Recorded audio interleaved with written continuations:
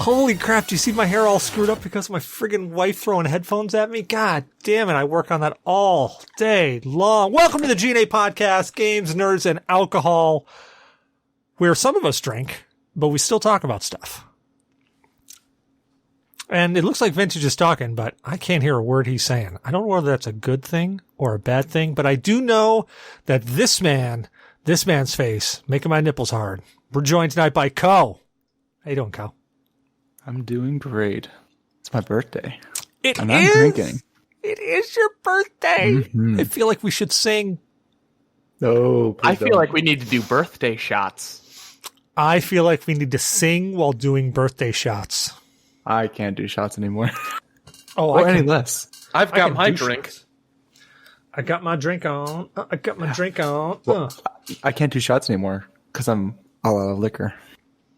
Sad face. Well, that is shame on you, good sir. Shame on you. That's arguably the worst 5 words any man could ever say. Yeah, I haven't gone down to the ABC store recently, so I don't know. I've been thinking about it because we've been talking with Damok recently, and he's got me wanting to make a Moscow Mule again because I really like those. I wanted to try that Aviation Gin by Ryan Reynolds. I do want to try the Aviation Gin. Mm-hmm. It's surprisingly good for the price. Like it punches way above its price point. It's not the best gin in the world, but it never tried to be. It's just like Ryan Reynolds. See, now I'm more concerned about the 5 words being, I accidentally lost my penis. Those 5 words, I think, would be much more shocking than the out of alcohol one or out of liquor. But that's the thing. You have to be out of alcohol because you consumed it for that even to be a statement made. Yeah, I know, but could you imagine if you lost your penis? I don't want to. They could be. Oh my god! I could not imagine that. Oh my god, I'm late. Actually, you know what? For a guy, that might be worse. I don't know. I wouldn't mind if you said, "Oh my god, you're late right now." If you're Cecil, old, you're the old. only married person on the show right now, unless Koh is hiding from us. No, I don't have any rings or anything. Actually, You plot can twist. hide a ring. Plot twist. I'm married to Koh. I also don't have any tan lines on my fingers. Okay. Do I have a tan line on my finger? I don't know. I don't think I do. No, I haven't dated in a long time.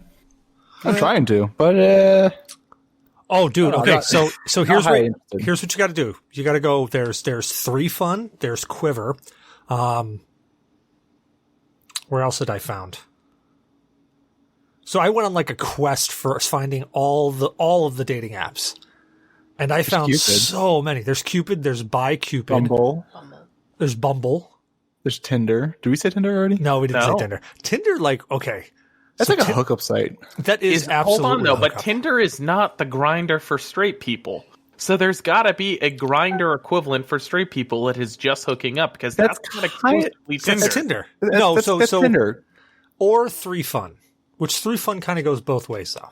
So 3 fun is if you're actually looking for threesomes. Ooh. So you can find threesomes, foursomes,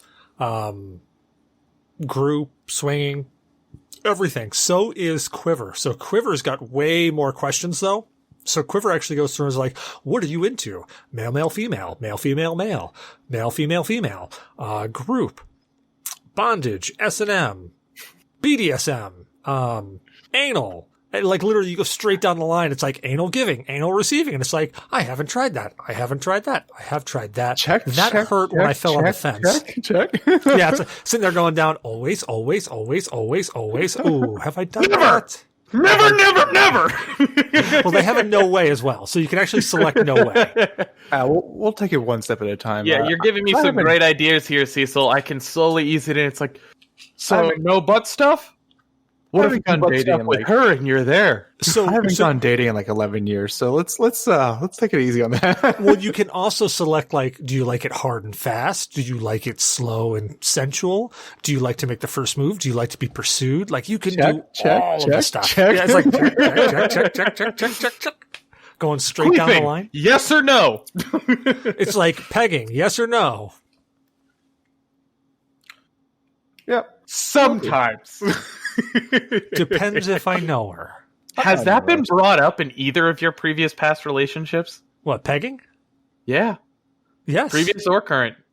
Well, since she is my previous and current, the only time before that I was 13. And I'm pretty confident if pegging was brought up when I was 13, I would have been like, fuck, why not? You are an adventurous young boy, Cecil. I envy that. Fuck, dude, life's too short, man. Yellow. Yeah. Hey, Exactly. dude, No, what about you? Was that ever brought up? No, not really. yeah, see, Did you ever want it to be brought up? Do I want it to be brought up? I don't know. yeah, I see, can like, experiment. that's what's one of the things is like, like people who have like a really super closed mind are like, oh God, no. Like, okay, look, first off, if there is a God out there, God has one hell of a sense of humor. Because in his Bible, he'd say, kill all gays, but where does he put the G spot for a guy? Right up the bum. Is that a 2-knuckler or a 3-knuckler? You try everything at least once, right? If you don't like it, then you say no. And Say- if you do like it, then Yeah. okay. Exactly. Guys obviously have the weirder path to walk with that with a girl. Well, that's the thing, though. It's like, okay, so like, where's the cluster of our nerves? We've got like 2 major spots. 1, the glands. 2, the prostate. I think those are his quiver notifications. He's got matched. Actually, that's my work right now, and there is some shit going down. So I've got to mute my phone. Good. Because you know what's not fucking happening? I'm not going in. Uh-oh. the And ping's you going need a down. drink. Well, speaking of drink, because I'm sure everybody wants to talk about anal pleasure here, but speaking of drink, let's go with what everybody's drinking. Vintage, you said what you were drinking. Well, I'm drinking a couple different things right now. keeping your option I up. was just in Richmond last weekend, so I picked up a little bit of some Ardent Brewing, Ardent Craft Brewing. They're very good with their Imperial Stout mixed with vanilla and cocoa nibs, which is delicious. And then, as I was teasing everyone before the show, I did get some of Dogfish Head's whiskey, which is actually really good, except I can't fucking find their Palo Santa Marone Ale anymore, and that pisses me off. I never knew it was seasonal. Oh, yes. That stuff is great, though. Mm-hmm. It hits hard. It's like a freight train. I want to be able to try it with the whiskey. That's what I'm missing. Because then I would love to see how that complements each other, because it's literally their own house-made whiskey finished in the ale barrels of the Palo Santo Marone beer. I bet that it complements each other probably in the same way that being completely sober and drinking a 2-year-old 120 minute complements you. But I can tell you neither one of them do I want up my butt. I'm not down for butt chugging yet. 1-knuckler or 2-knuckler? Well, don't say never until you try it. Oh, good point. Good point. I am being very close-minded, aren't I? All right, honey. And I apologize Grab if that there's year-old excessive 120. Letterkenny references on this episode, as this is the first one I've been on since I've just plowed through it. Oh, well, I'm not going to say anything. What? Nothing. Nothing What? at all. Nothing what? No, nothing. Nothing. I love you. Do you? I do. I mean, now that you've watched Letterkenny, we have to love you. yeah. Oh my god. And now you know all about Squirrely Dan, and now you're like, you're never fucking calling me Squirrely Dan again. Oh yeah. Fuck And baby. one finger up the bum. And so she stuck her fingers up my bums. And everybody just stops. Allegedly. Have you gotten to the recent season yet? Did they just put a new one out, like within the last month? No, I don't think so. No, not yet. No, then I am all caught up. Okay, so you met the girl that did that. Yes. Yes. And she tried to do it again on a walk, and he was like, Yeah. no, I'm not taking another fingers up my bums. You know, after watching that show for so many years, my favorite character isn't any of the main cast. It's fucking Shorzy. Shorzy! I like fucking Shorzy. Which is literally Wayne. yeah, oh yeah, yeah. He does the same voice. actor. Yeah.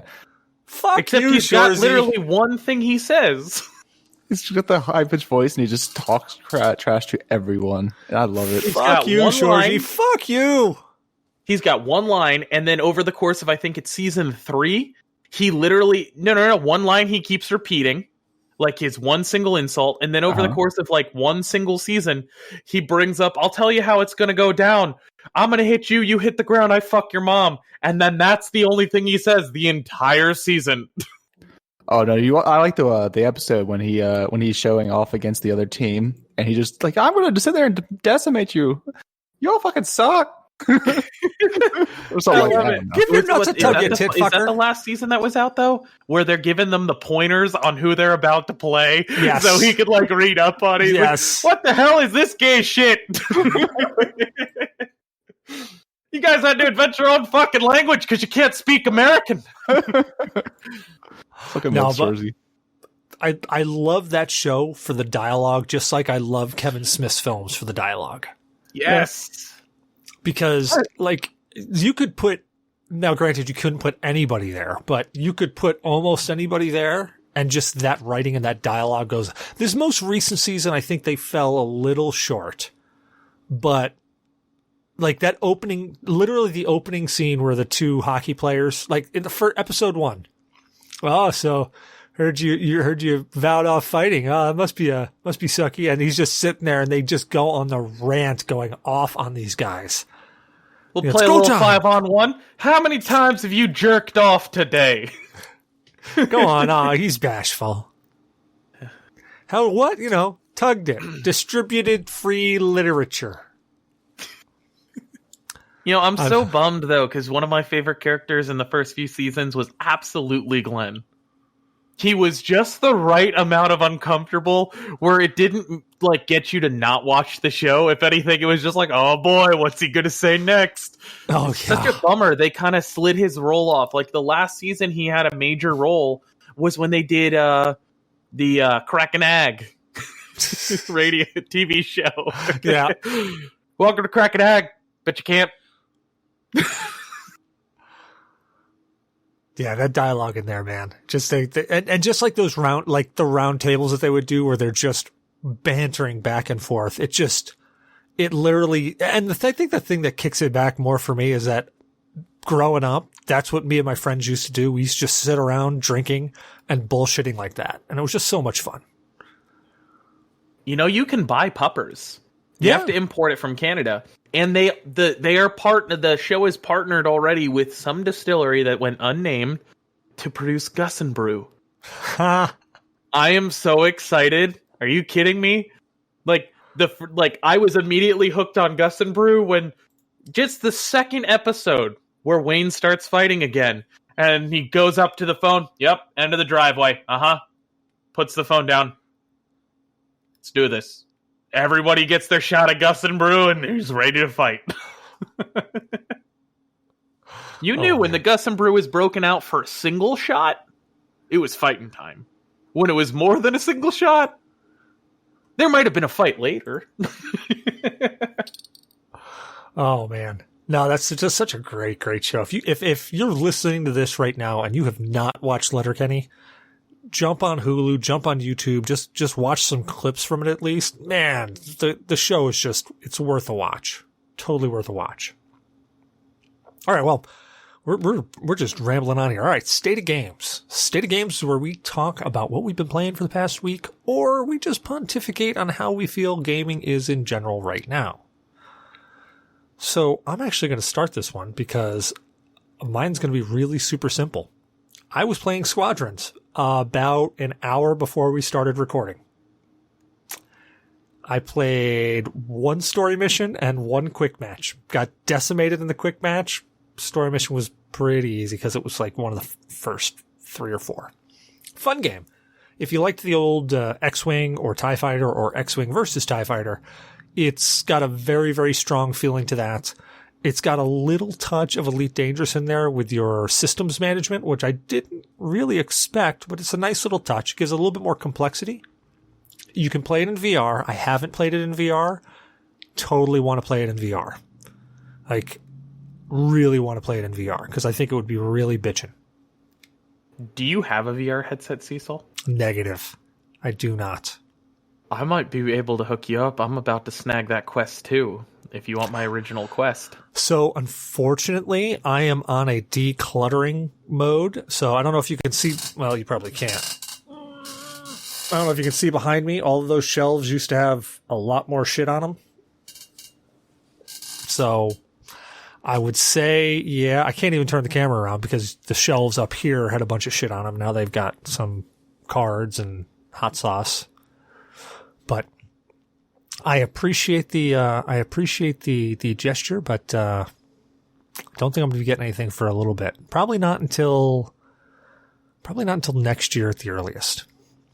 Well, I will be sitting on it with next to nothing to use it for, so if you just randomly go, hey, Vintage, you got that quest?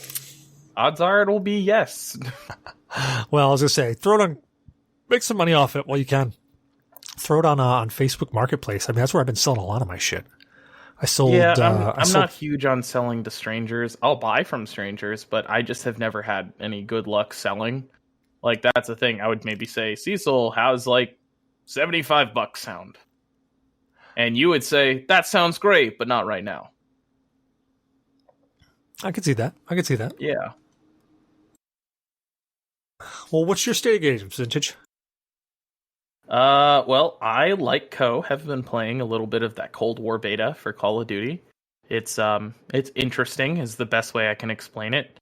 It is not Modern Warfare, but it's also not like almost any of the CODs I've played in recent years. It plays a little different. After a first few games, like, you can get used to it if you've played any first-person shooter. That's kind of the point of COD.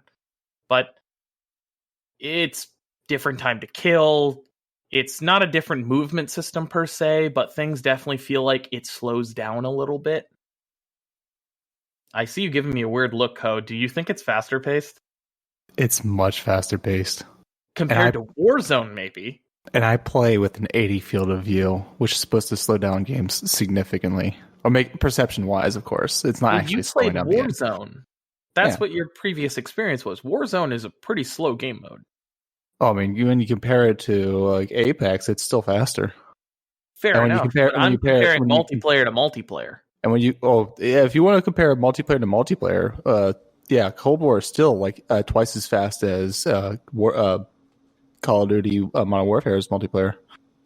To me, though, it feels more like a Battlefield to me. No. Oh, in terms of pacing, it absolutely does. It feels like the characters are like turbo mode right now. It's cartoonish how fast characters are sprinting around. So that was Titanfall 2 for me. Titanfall 2, it felt like you were going Mach 4. That's kind of what this feels like, but I'm like Vintage says, I'm very used to Warzone right now, but it's definitely twice as fast as the Warzone or Modern Warfare. It's faster. I can agree with the Warzone. It's faster than Apex. It's faster than PUBG. It's faster than just about every modern shooter that I would have played recently. PUBG is super slow.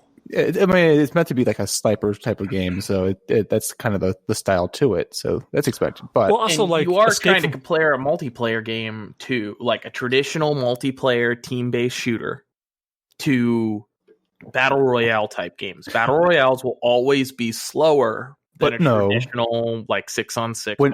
When you compare the multiplayer version of a Modern Warfare to the multiplayer version of Warzone, your characters have the exact same speeds.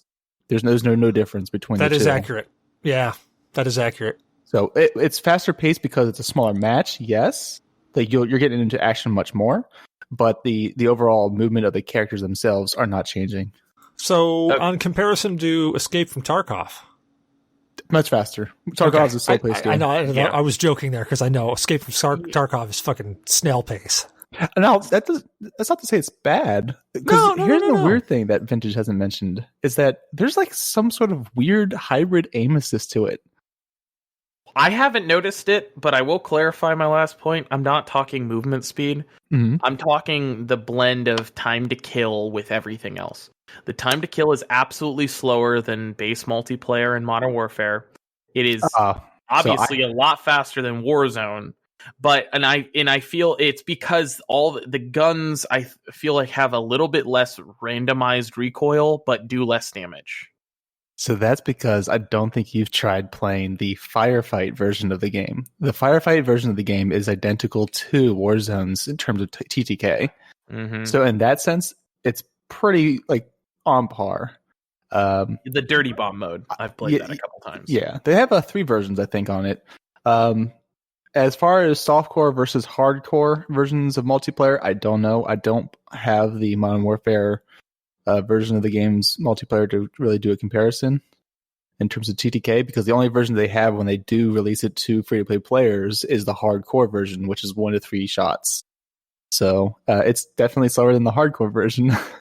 That being said, the gunplay, because of the weird mechanic, it's really easy.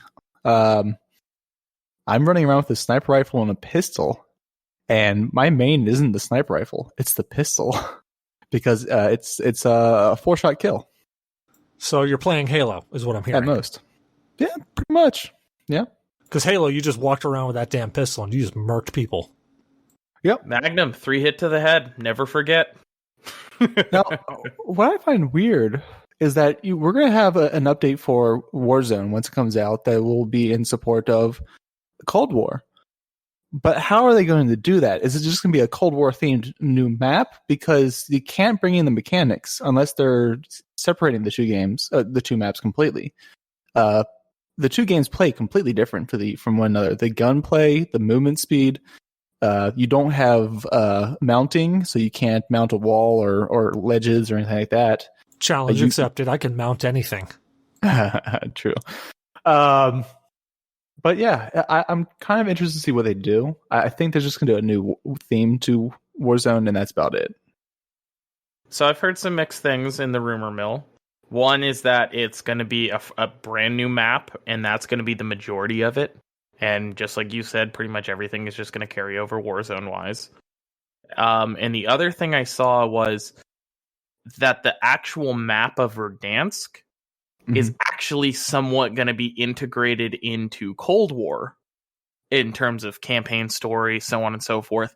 And throughout the seasons, you're going to start to see the actions of the campaign play out in that Warzone map effectively.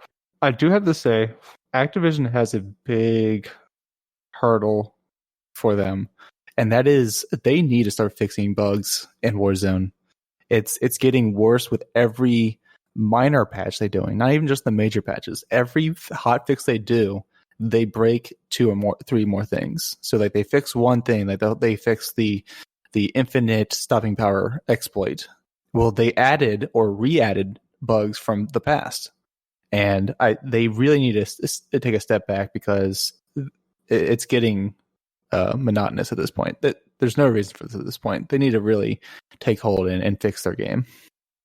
Yeah, I'm personally just really hoping that with the release of Cold War next month, that's what they've been waiting for, as opposed to multiple bug fixes to fix like one thing at a time, 2 things at a time. I'm hoping to God, because the idea behind Warzone, according to everything we've seen, is that it's not just Infinity Ward working on it. It's not just Treyarch working on it at any given time in the cycle. It's a dedicated team from each developer that has been working together on it from not necessarily completely day 1, but maybe like month 5, because we know that Infinity Ward pretty much rolled out Warzone as is, and then it was pretty late in the development cycle in the annual cycle of Modern Warfare that they said, hey, actually, guess what? Treyarch's also going to take into this, and this is going to be a recurring thing. This isn't just going to be like Warzone now replaces zombies or anything like that. Warzone is going to be a standalone thing for how many titles to come. But I'm gonna harp back to what I said previously. They're not holding off on anything. They're releasing new content without even testing it. It seems. Have you tried playing since the most recent patch with the new Jack-12 shotgun? In regular Warzone? I have not. I have not touched Modern Warfare outside the first 2 weeks of the season. Have you played Cold War? So you played when the Origin was a 1-shot kill, point blank, right? Yes, and yeah. I wish they bring back powerful shotguns like that. Well, news for you, because I hate you for that, first and foremost. But second, they brought out the Jack-12. Well, let me tell you about the Jack-12. The Jack-12 is the Origin, but it's 3 times faster than the Origin, has a 20-round mag, has Dragon's Breath, shoots further, and is a 1 to 2 shot kill. And Is makes my that the penis one hard. that's like the M1286, or I think that's what it was called from like Black Ops 3? It's a remake of an old Black Ops gun. Yes. And Yeah, the one that shoots like a few times really quickly, Oh. then you have to pump the chamber to rotate it. No, it's not like that. No, this is the JAK-12 from one of the older iterations of these games. I don't know which one because I didn't play the old Black Ops games. I this think is I a- know what the one is. this is a It looks fully kinda automatic. clunky, doesn't it? It looks weird where the standard muzzle on the gun almost looks like a duck bill with the bottom cut off, so No. it just kind of angles No. out. Is that the one? No, it looks like an AR with a drum barrel, but it's a shotgun. Like if you look at it, it looks like an AR. I think we're at the point now where Google It's the should be AA-12. required. Okay, it's AA-12. That's what it is. Boy, the I AA-12. didn't even catch them adding that. Yeah, so they added that, and I'm gonna tell them, Activision, what are you thinking? Yeah. You just nerfed the Origin, and now you're adding a gun that is not only stronger in terms of TTK than the original Origin, but it shoots 3 times faster. Further, has 0 recoil, has Dragon's Breath, so it has damage over time. Like this thing needs to be nerfed like yesterday, like before the patch even released. Yeah, But- I'm not gonna mess with that. Yeah. I'm not gonna mess with But that. we'll see. They've got a lot of bug fixes. They fixed a few things. They fixed the hit scan version of the SPR 208, which is nice. They fixed the infinite penetration of the AS Val. Whoa, they fixed infinite penetration. I'm pretty sure that people were asking for that. Oh yeah, they fixed Not it. everyone's going for the holy cross of infinite penetration. Magic Cross, not Holy Cross. Magic Cross. I was going to say fucking difference. no. Magic. It just depends on the type of lore you're into. I was going to say if it's a magic cross, then I am doing some really heinous stuff in a church. Yeah, imagine being shot through the map from anywhere on accident. Oh, so it is Escape from I heard about Tarkov. that. They finally fixed heartbeat trackers killing you. They fixed a lot of stuff, but they're adding old What? exploits. You didn't know about that? The heartbeat trackers that can kill you. So there was a bug with the heartbeat tracker where if it's a 1 in 1,000 chance that it would actually accidentally kill the user. So out of every use, you had a 1 in 1,000 chance of dying. That sounds like a faulty pacemaker every time you pull it out. Just that's- I can't do. That sounds way too realistic, actually. Every time you go to use it, it's like, well, this thing is either going to short out on me or going to tell me where people are. Looks like I got the short end of that stick. It's like a ghost hunter's tool. It's like this one works 999 times out of 1,000, but 1 out of 1,000, it's overvolted and it's not gonna matter. All right, we've used this heartbeat sensor 999 times. We're ready to use it one more time, but we're giving it to the intern. Hey, intern, you want to make $50? Come here and press this button. Zonk. I had no idea about that. We've been going on this for quite some time. So, Koh? They've reintroduced the graphical gun glitch. So that's back in the game. So if you run into... Yeah, have you not seen it before? So there's a chance that your game bugs out and the gun's models actually freak out and start losing the shape. And you can't see anymore because the gun takes up your entire screen. And you can't scope in to see anything either. So that's back in the game. I did get that once. Yeah, so that's back. So it used to happen like 3 or 4 months ago when they fixed it. It took them like 3 weeks or so. So that's back. I can also have wall hacks occasionally where the game's textures don't load and I can see just about everyone on the map. The PUBG bug. Yes. That Gotta was love it. brutal. It's actually a blessing and a curse because it's actually worse now than it was before. Because previously I couldn't see through certain objects and buildings. Now I don't see land. I don't see certain textures in the buildings, and I can see someone coming before they see me. So what you're telling me is that I really need a lot less RAM in my system, and I got to turn down my video card so everything loads way slower. That's what I'm hearing. I don't know, because I mean, I'm running 32 gigs of 3200 GDR4, so it's not like I have low RAM. Yeah, I don't know what they Cecil, I did. think I know what you need to do because I've experienced this bug before in a totally different game, Battlefield 4. It was after I attempted to salvage my original GTX 650 Ti that had some of the pins scraped by accident. I plugged that thing in and randomly, like 1 out of every 50 times I'd spawn until I rebooted my computer, literally all you'd see is it didn't matter what gun I had out, you'd have a 1911 that instead of pointing straight was at an angle, no hand, no HUD, everything was zoomed into the side. Whole complete game crash. That's what you're looking for. It's on my wall. Would you like to try it? It's interesting. So they have a lot of catching up to do, but yeah. Well, that's complex games nowadays, man. I mean, we've had this discussion so many times before, and not much has changed for Call of Duty. It's still the same thing it's been for many years. It's like it looks better, and that's really about it.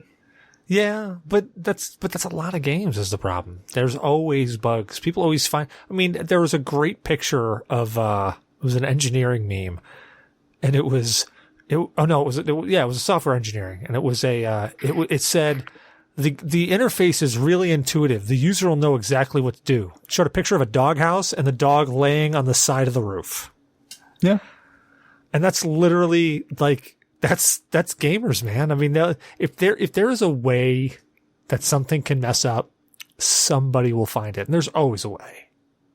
Yeah, I just think there's a limitation to how much a company should be allotted to messing up when it comes to software. I think there needs to be a point where this becomes gross negligence for not fixing this stuff, because I don't think they're going to fix this stuff. I think it's going to come down to a point where they're just going to drop it and move on to the next product.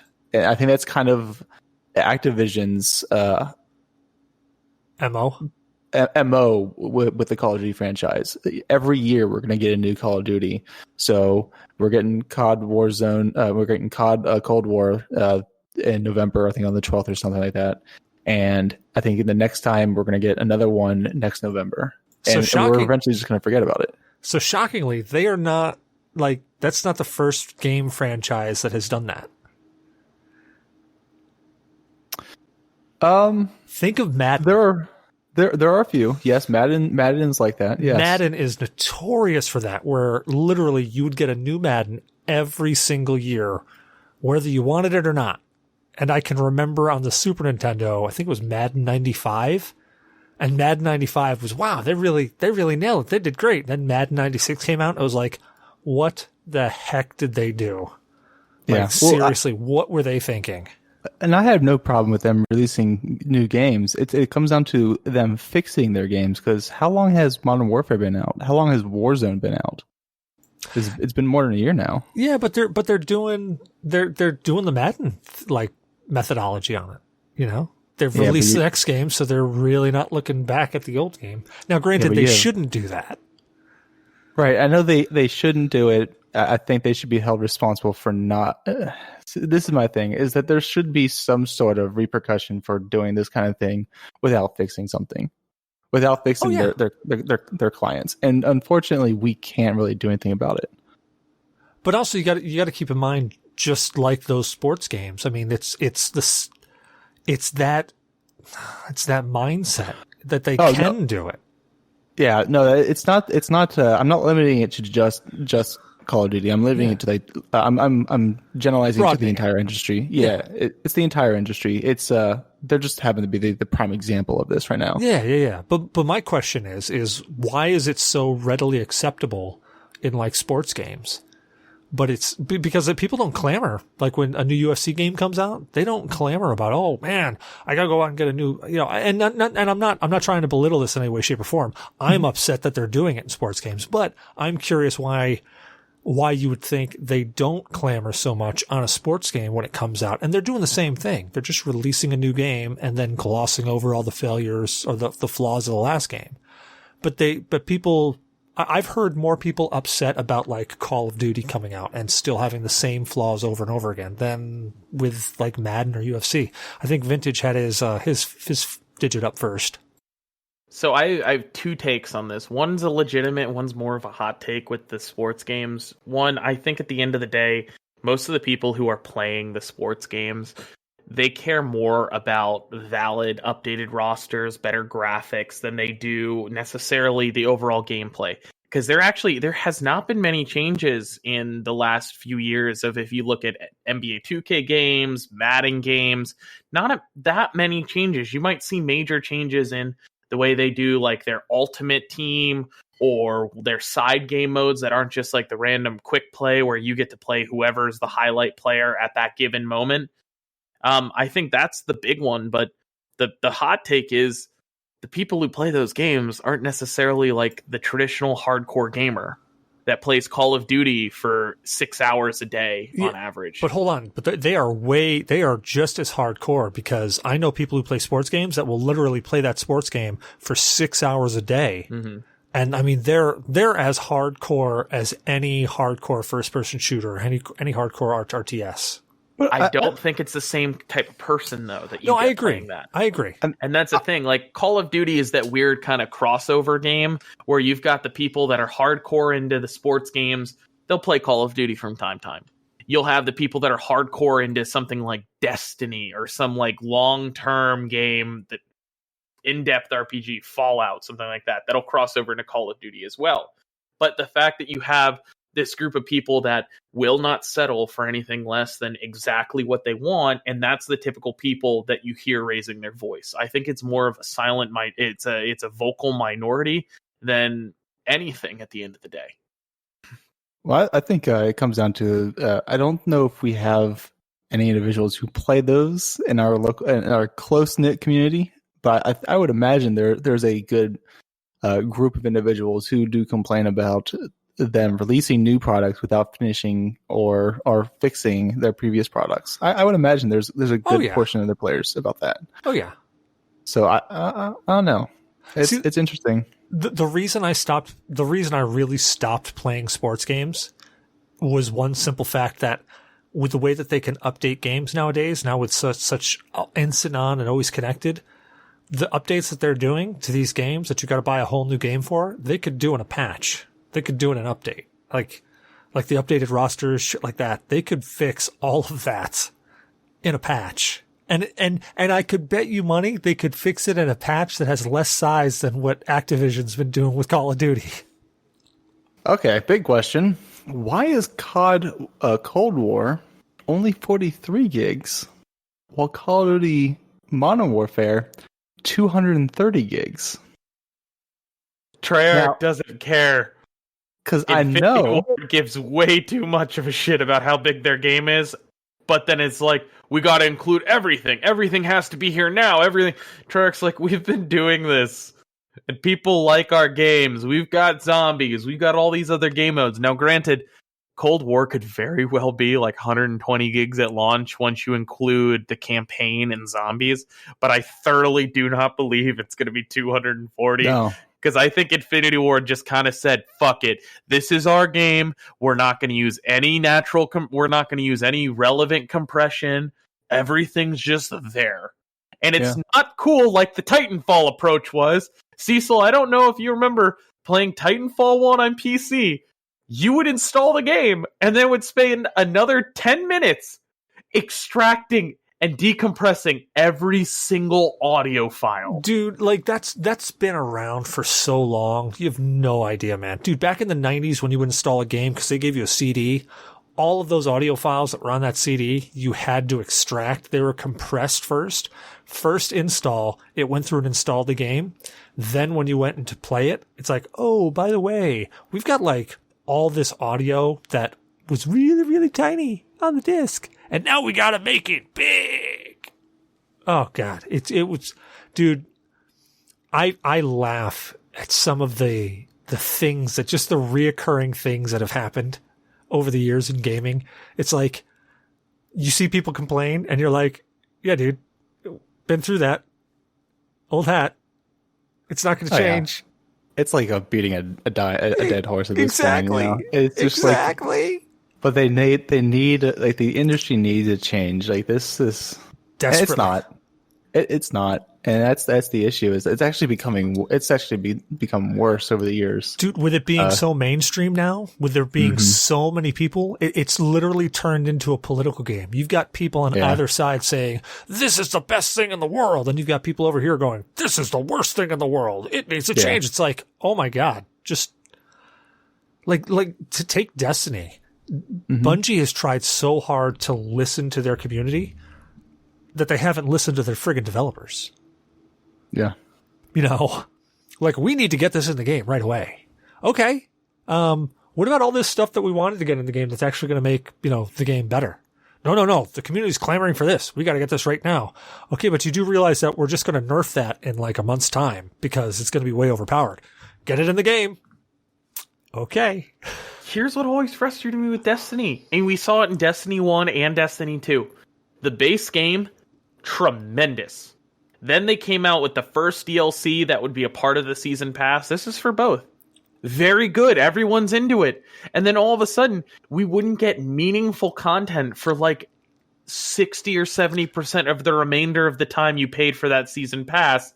And it was all just like, here's the holiday missions because all the players want this like historical weapon that's been like hinted at. And it's like, all right, can we make that like more difficult to do and not just like everybody gets it because it's Christmas? Like that kind of felt like what it was. Like they were more in tune with releasing content based around holidays than they were any like legitimate content that would expand the storyline and make you feel like you were doing like something fun.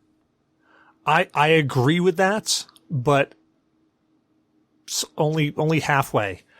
By the end, by like the last year of Destiny 1, I really think Bungie figured it out and was really starting, like they were giving you, like it was every week, every other week, little trickle content drops in between everything so that you got a little bit more story just to kind of tide you over. And they gave you little unlocks here, gave you a bit more of a reason to play or to be active during that time. Destiny 2, they kind of tried to do that. They've gotten a little bit better now, at least from what I've been hearing. I actually haven't been playing at all, but from what I've been hearing from the different Discords I'm in and from the clan and whatnot, they're getting back to that like trickle content drop with major releases in between. It almost seems like they perfected and provided a better version of like World of Warcraft dailies and weeklies. Where that by itself for people that play World of Warcraft is enough to keep them playing the game. But they would go a step further and say, all right, well, now we're going to sprinkle in a little extra lore here and not just have it be, today go to this forest and kill 150 boars and sell their pelts. That's not really that fun. They would be like, all right, well, we have this fun little strike that has a variant to it. Complete it so you can kind of get a little extra onto the story. And if you do it enough times over this week and in this right order with doing these other replays where they were doing a great job of reusing content, but it was always adding something. It's like, go back and do this strike because there's going to be a little secret at the end. And if you do all of them in the right order that we tell you, guess what? We're going to give you this legendary engram that is guaranteed to have one of these 3 rare guns. And it's like, that's awesome. We're getting lore. We're getting it in little bits that encourage replayability of most of the time, which were some of the most enjoyable strikes to play, in my opinion. And then you got the guns, too. And it's like, it was a reward beyond that. I disagree. Let's hear it, Koh. I think there's a fundamental issue with any game that follows the theme park system. Theme park systems are inevitably going to fail in some aspect because they're never going to provide you with enough content and repetition to keep the player base lasting. Absolutely. You're 100%. And I'm not disagreeing with you. But I do have one question. Mhm. Are you comfortable with that as the sort of filler content that trickles in additional lore and additional story between the major releases that are going to keep people going for like 6 weeks at a time? And then it's like, all right, for the next 3 weeks before we do the next major drop, it is a little bit more of the repetition, but we're going to still give you some story hints. We're still going to give you valid rewards for doing these things and not just, have fun. I mean, it is more. I can't deny you with that. So more is better technically. I think it's a fundamental issue when it comes to a theme park MMO or esque kind of game, and which is Destiny. And you're asking the wrong person. When it comes to lore, I don't care about lore in games. I I find it either cliche or predictable, or I just don't care. It's about the overall content, and if the content of the game or like the progression system doesn't meet a long-term progression that isn't tied behind, for example, World of Warcraft's $15 a month, where the only way I can experience lore is through raiding, which I can only do once a week, 4 times a month, then I'm not willing to pay for it anymore. Like if it's not in the realm of a sandbox MMO, I don't really care. So let me pivot that question then. So are you saying you're the type of person that if, say, for instance, like a tremendously good single player game rolls in front of you, that you're only going to play it once, even if there's no added DLC or anything like that? Or are you saying, oh, wow, like, I don't know, like, let's go back to like the original Metro 2033. I would love to replay that. Or it seems like you're saying there's not much replayability to you in like things that you would have to do the same thing again, where for a lot of people, they almost are like, yeah, I remember doing this strike back when like Destiny first launched, and this was like the strike to do, but I haven't played it in a year and a half. Wow, I forgot how fun this was. It takes a lot of work and effort for me to hold my attention in a single player game. It has to have a long-term or a progression system, first and foremost. And there's got to be an expanded end game for me to really care about, to really utilize my character's progression in that sense. So this is kind of where like games like I haven't beaten The Witcher, for Witcher 3, for example. I've played it. I enjoy the combat, but it gets repetitive, and yeah, I don't feel like progression is real. It almost feels artificial. Like my character, if I go back and do old content, I'm not one-shotting monsters because they're scaling with me. It's kind of like the Skyrim issue, where everything scales with you, so you're not technically progressing. The only thing that you'll notice is that you're actually regressing. So there'll never be a point where you're so overpowered that the game that you're trivializing the content. Like you're not actually overcoming the content. Yeah, there was what the hell game? We were just talking about Skyrim, and it was making me think of the first time I played Oblivion, or not Oblivion, Morrowind. You could literally in that game go through, find some of the best stuff, and just become a god. And you could power level yourself so you became a god. And then in Skyrim, you're exactly right. They leveled stuff with you. So if you didn't level correctly, like it was less of a progression and more of a, you've got to make sure to hit your marks 100%, because if you don't, you're going to be so underpowered when you go to fight something that you're never going to be able to take it down, and it's going to be just frustrating. Right. Now, do you guys remember the way they tried to solve that kind of over-leveling in Morrowind in Oblivion? Do you guys remember what they did? They made it so anytime you leveled up, you had to sleep. And so many people were just like, I don't want to go to bed. I don't want to find a bed to level up. So you'd have all these people running through, and there were, like, I think a third of the world was with you in your level, and it was kind of like the inner third, the things you would do more frequently. And then it was the outer levels where they would stick. Like when you'd go to certain planes of Oblivion to continue your quest. And that kind of exists in Skyrim. There are specific characters or NPCs in the game, monsters or whatnot, in the game that are static level. They will not level any higher or lower than what your character is. They're meant to be typically the like extra game content. But even then, those characters are so much higher than what you would be in the normal game that you actually have to get that late game gear to really experience that. It's like guards in the cities. They were always a set level, and once you figured out that you could defeat them, it was so lackluster because they didn't even have that good loot, and it was like, why even bother? For the experience, of course. And just the experience, and it's not even like it was a good chunk of experience. But it was a regular kill. But we all know the most broken method in any Elder Scrolls or Bethesda game in general. We all know that the most broken method has nothing to do with combat. It's stealth. Exactly. I can't believe you earn experience for just being near someone and in stealth mode. Yeah. That's how you level it up. Like I remember even in Oblivion when I discovered that, because lockpicking was an absolute bitch, but you could make it easier if you level up your stealth. So I remember I would just like sneak behind a shop and just stay in one spot and not take anything and just kind of sit there, and then it would just level up and level up and level up, and then I'd hit the next main level and I couldn't get any more lockpicks, so I had to go take a fucking nap. When I first purchased, when I got Morrowind, I got the trilogy, so to say, it was the expansion packs and everything in it. So Blood Moon and all that. Yeah, Blood Moon and Sky something. I don't remember.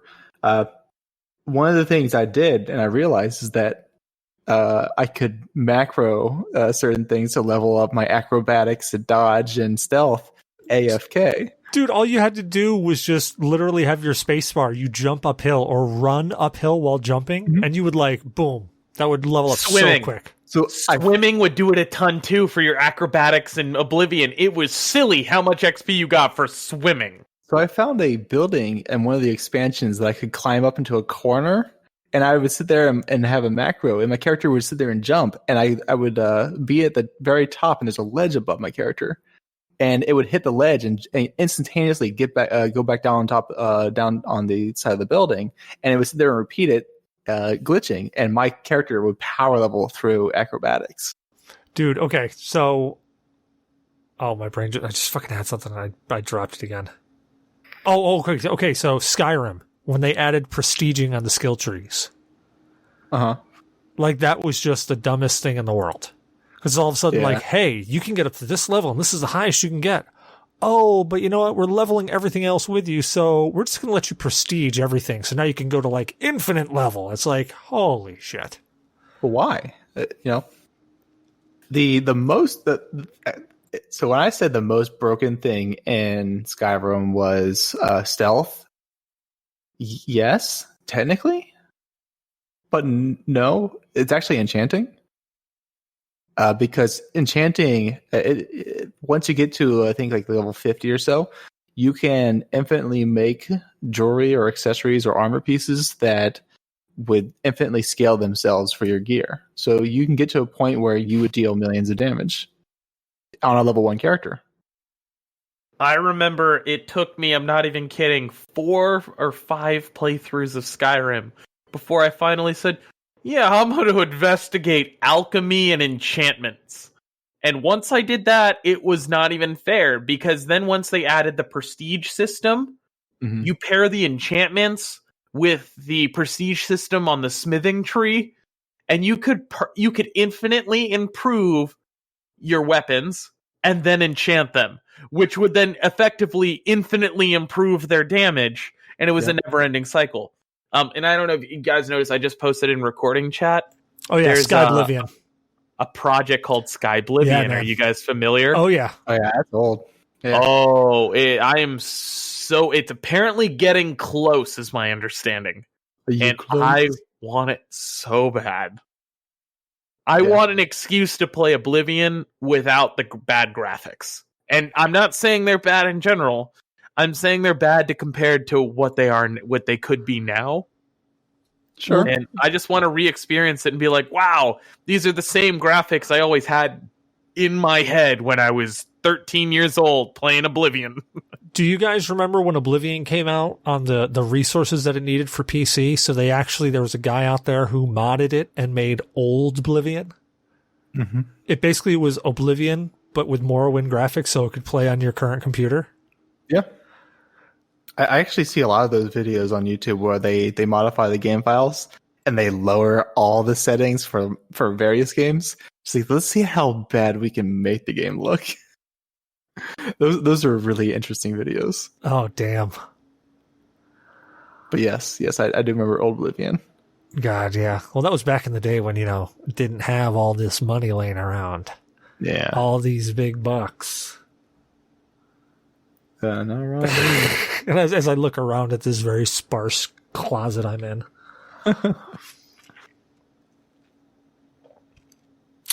Well, on that note, man, Koh, happy birthday. Where can people find you at? They can find me exclusively on the G.N.A podcast Discord. Sexy. What about you, Vintage? Where can people find you at? I usually like to hang around the Discord sometimes, and you guys can find me at my personal Discord, which just reach out to me if you guys are in the G.N.A Discord. I'd be happy to get you in there, as well as 1 to 2 times a week on Twitch at the Vintage XDC on Twitch. Very nice. I'm Cecil Xavier, your host. You can find me on Cecil vs. Games on Twitter, Cecil Xavier everywhere else. Ustream. No more Mixer. I always go to Mixer next, but there's no more Mixer. Twitch, Facebook. Where did we list off before? Bumble, 3Play, Grindr, Tinder, Quiver. Where else? Shit. There's a whole bunch more. You can find me on all of those. Cecil Xavier. Look for the tall, skinny-ass guy, because I've lost a ton of weight. Well, we hope you enjoyed the show. G.N.A, Games, Nerds, and Alcohol. Don't forget to rate, review, and subscribe on your favorite podcast app. Reviews help people find the show, so if you enjoy listening to us, let other people know. You can find us on iTunes, Google Play Music, Podcast Addict, Player FM, Stitcher, Spreaker, MyTuner, Your Listen, Spotify, iHeartRadio, and a whole bunch of other places. If we aren't someplace, let us know. We'll upload there. You can also follow us on Twitter or Facebook by searching at G.N.A Podcast. You can also join our Discord chat. Just see the pinned tweet. We do a game show night every first Saturday of every month on Mixer at www.mixer.com/G.N.A podcast. Join us every Wednesday night at 19:30 Eastern Time on Cast.gg for Anime Night, hosted by Blue Shark 45. And join us every second Saturday of the month for Horror Movie Night, hosted by Zyberblood. We want to thank Morgan BS Photography for our artwork and logo. Check him out at morganbs.com. And please email us at GNApodcast@GNAinyourdNA.1 with all your questions, comments, or death threats. We would love to hear from you. And last but not least, please be sure to check out our website at... And then we got a website. Oh shit, Damok's still not here.